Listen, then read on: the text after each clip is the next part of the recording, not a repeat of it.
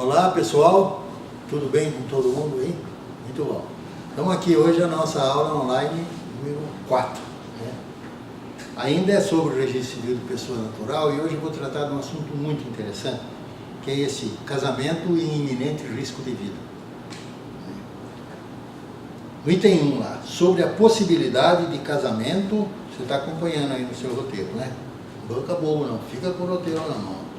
Sobre a possibilidade de casamento com habilitação posterior, denominado na lei casamento em iminente risco de vida, está previsto lá no artigo 76, a gente precisa conhecer o artigo 1540 do Código Civil, porque ele atualizou o artigo 76, né? Então, é importante assim que o assunto do casamento em iminente risco de vida está previsto no artigo 76 da Lei de Registro Civil. Mas, no ano de 2002, sempre lembrando, a Lei 6.015 é do ano de 73. Em 2002, o Código Civil, artigo 1540, veio e deu uma atualizada neste assunto. Então, o que a gente precisa fazer? Acho que nós vamos fazer uma leitura do artigo 1540. Porque às vezes a pessoa pensa, pô, vai ler artigo? Claro, o conteúdo está aí no artigo, não é? Leia aí e me ouça aqui, ó. Você acompanha aí no seu roteiro e eu leio aqui, 1540, olha. Quando algum dos contraentes estiver em iminente risco de vida, não obtendo a presença da autoridade à qual incumbia presidir o ato, nem de seu substituto, poderá o casamento ser celebrado na presença de 6 testemunhas, que com os nubentes não tenham parentesco em linha reta ou na colateral até o 2º grau. Olha só, quando algum dos contraentes estiver em iminente risco de vida e não é possível a presença da autoridade, do registrador, né? Tá certo? Não. O juiz de paz, como a gente chama aí. Não tem a possibilidade. Então, como que faz? A pessoa está ali assim, pensando, vai morrer. E não tem autoridade para fazer o casamento. O artigo 1540 fez essa previsão, atualizando as informações do artigo 76 da Lei de Registro Público, dizendo que esse casamento pode ser feito na presença de 6 testemunhas. Chama 6 pessoas, para que aquela pessoa que está ali assim, nas últimas, que está mesmo assim, de dificuldade e tal, dizer, eu quero casar com ela, eu quero casar, e essas testemunhas confirmam esse ato. Vamos ver como é que é isso aqui. Essas testemunhas não podem ter parentesco em linha reta, nem em colateral até 2º grau. Que história é essa de linha reta, assim, ó? Então eu coloquei para você, lembre-se, linha reta. Quem que é parente em linha reta? Na linha ascendente, os pais, os avós, os bisavós, e vai embora. Quem que é parente em linha reta, na linha descendente? Filho, neto, bisneto, vai embora. Então, não pode ter esse parentesco com as pessoas. Não pode ser neto, nem bisneto, nem filho, nem, né? E não pode ter parentesco em linha colateral também. Como que é a linha colateral? Linha colateral é assim, o 1º grau não existe na linha colateral. O 2º grau é irmão, né? Então, por exemplo, eu e você, irmãos. Então, qual é o grau de parentesco nosso? É a linha colateral. Como é que eu conto? Sai de mim e vai para o nosso pai. Mas na linha colateral não tem esse grau, 1º grau. E desce para você, 2º grau. Então, se eu estiver em iminente risco de vida, você, meu irmão, não poderá ser uma das testemunhas. Tá legal? É assim. Muito bem. Como é que é conhecido este casamento no ambiente jurídico? Como é que é conhecido? Ó, toma nota aí. Ó. Parece que tem um espaço aí para você tomar nota, né? Casamento, atenção, hein? Nuncuputativo. Casamento nuncuputativo. Coloca entre parênteses, assim, em viva voz. Esse é o significado do nuncuputativo. Em viva voz. Sobre como escrever esse nunca putativo, fica tranquilo que ele vai aparecer escrito aí na sequência no seu roteiro, se você ficou com alguma dúvida, né? Muito bem. Item 2. E depois da realização do casamento, nessas circunstâncias aí do 1540 do Código Civil, ou do casamento nunca putativo, e depois, como é que faz? Foram as 6 testemunhas lá, tal, parará, e depois, olha lá. Resposta para o item 2. Os procedimentos posteriores estão previstos no artigo 1541, que nós vamos conhecer um pouco deles agora, e o restante vai ficar aí disponibilizado para você, para conhecer bem bacaninha nos seus estudos, né? Mas a gente precisa saber um pouco disso aqui, né? Eu vou ler aqui o 1541, você acompanha aí no seu roteiro. Olha assim, realizou o casamento, tal, 6 testemunhas, veja lá, artigo 1541, acompanhe comigo. Realizado o casamento, devem as testemunhas comparecer perante a autoridade judicial mais próxima, dentro de 10 dias, pedindo que ele lhes tome por termo a declaração. Então, qual que são as providências necessárias, as exigências necessárias para que aquele casamento nunca putativo, feito lá perante as 6 testemunhas, né, para que ele se regularize efetivamente? É isto aí. As testemunhas devem comparecer a uma autoridade judiciária mais próxima, um juiz, né? Tá? Comparece e conta o que aconteceu. É isso tudo que está previsto aqui no artigo 1541 e nos parágrafos 1º, parágrafo 2º, 3º, 4º e 5º. Né? Eu negritei bastante essas coisas, fiz referências, de uma maneira que você possa, nos seus estudos, seguindo isto aqui, com esses destaques e tal, ter uma compreensão bacana assim, dos procedimentos posteriores para regularizar efetivamente e definitivamente aquele casamento nunca putativo feito na presença de 6 testemunhas. Muito bem.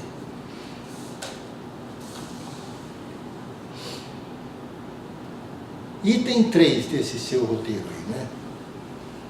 Como deve ser o risco que autoriza concluir pela possibilidade de casamento nunca putativo?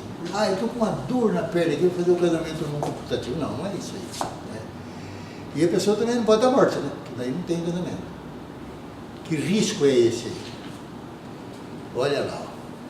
Resposta para o item 3. Acompanhe comigo. Dá uma lida aí no seu roteiro e eu vou lendo aqui. Ó. O risco deve ser de tal ordem que uma pessoa de senso médio entenda que a pessoa em risco não resistirá com vida se esperar. E agora eu vou pedir para você completar a informação aí. Se esperar, anotando, pela chegada da autoridade competente,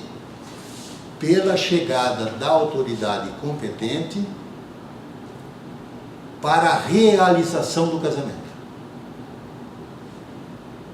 E eu vou repetir, ó. O risco deve ser de tal ordem que uma pessoa de senso médio entenda que a pessoa em risco não resistirá com vida se esperar. Agora, ó, pela chegada da autoridade competente para a realização do casamento. Né? E daí eu coloco assim, perceba. Quer dizer, nós vamos precisar compreender isto aqui. Perceba, olha. Realizado o casamento nunca putativo, qualquer ou todas as testemunhas comparecerão perante a autoridade judiciária mais próxima, que poderá ser ou não a autoridade judiciária competente. É indiferente. E lá farão a declaração do que ocorreu. Né? Então, por exemplo, se esse casamento nunca putativo ocorreu numa, vamos dizer assim, numa fazenda pertencente a uma comarca, né? Às vezes dessa comarca está muito longe da fazenda e você tem uma outra comarca a qual não pertence à fazenda, é mais próxima. Pode ir naquela lá, no juiz lá. Né? Então, por exemplo, a fazenda tal, onde isso aí ocorreu, pertence à comarca de Santos. Né? Agora, ali, nessa fazenda, ela está pertinho do Guarujá, outra comarca. Vai no Guarujá, não tem importância. Depois regulariza isso aí. Então, as testemunhas comparecem à autoridade judiciária mais próxima. Perceba também, e aqui aí no final você vai precisar ter um complemento de anotação, tá legal aí no seu roteiro. Veja bem, perceba também. A expressão verificada a idoneidade dos cônjuges para o casamento, contida no parágrafo 2º do artigo 1541, acima transcrito, significa que será apurada eventual existência de impedimento para o casamento, como complementa, em uma habilitação normal. Como em uma habilitação normal. Então, o que é a idoneidade dos cônjuges para o casamento? Né? Ela está contida lá no parágrafo 2º do artigo 1541. Ela significa que o juiz vai apurar a eventual existência de impedimento para o casamento, como em uma habilitação normal. Como em uma habilitação normal que você anotou aí. Então, por exemplo, dois irmãos, pode se casar? Não, não pode. Você vai fazer uma habilitação normal? Não, irmão, você pode casar. Né? Agora, está lá em iminente risco de vida. Então, um vai morrer, daí pode, ele é irmão do outro? Não, não pode. Vai ser feita essa mesma verificação aí. Agora, quase que para encerrar esse nosso encontro de hoje, tem ali assim, sobre os efeitos desse casamento. E você vai precisar completar a informação também. Sobre os efeitos desse casamento. Vem comigo. O registro do casamento será realizado em cumprimento da sentença, o registro do casamento, realizado em cumprimento da sentença que o determina, retroagirá seus efeitos à data do, completando, casamento nunca putativo. A data do casamento nunca putativo. Aqui é para você perceber as consequências, né? O registro do casamento realizado em cumprimento da sentença, vamos dizer assim, deu-se um casamento nunca putativo lá. Daí as testemunhas têm aquele prazo para procurar a autoridade judiciária. Daí a autoridade judiciária vai fazer as verificações, né, determinar ao registro civil de pessoa natural que faça as verificações e tal. E assim, não, esse casamento pode ser realizado assim, e regulariza. Assim, entre o casamento perante as 6 testemunhas e a sentença do juiz lá registrada no registro civil de pessoa natural, como casamento, passaram-se 6 meses, 8 meses e tal. Mas o efeito do casamento retroage aqui, ó, para a data das 6 testemunhas lá. Isso é muito importante para efeito, sabe, de sucessão, de uma série de consequências civis da lei. Então, o efeito não é quando o juiz dá a sentença, o efeito é lá no dia em que se realizou o nunca putativo. Isso é super importante, por isso que eu deixei até para você tomar nota aí. E agora lembre-se, para a gente encerrar esse nosso encontro de hoje, né? Esse nosso encontro número 4, aula número 4 já. Se a pessoa que estava em iminente risco de vida não morrer, epa, olha aí, agora ficou legal. Se a pessoa que estava em iminente risco de vida não morrer, deverá comparecer acompanhada do outro nubente perante o delegado do registro civil para a realização de um casamento normal. Então, como que é esse? Lembre-se aí do final, para encerrar. Deu-se esse casamento aqui, o nunca putativo. Aquela pessoa que estava em iminente risco de vida não morreu. Então, o que faz agora? Vão às testemunhas procurar o juiz? Não, nada disso aí assim.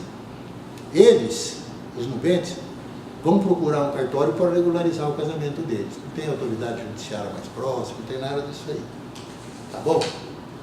Muito bom, pessoal. Aqui a gente encerra essa nossa aula número 4 E eu fico aguardando vocês para a aula seguinte e vou deixando aqui o meu abraço. Tchau, pessoal.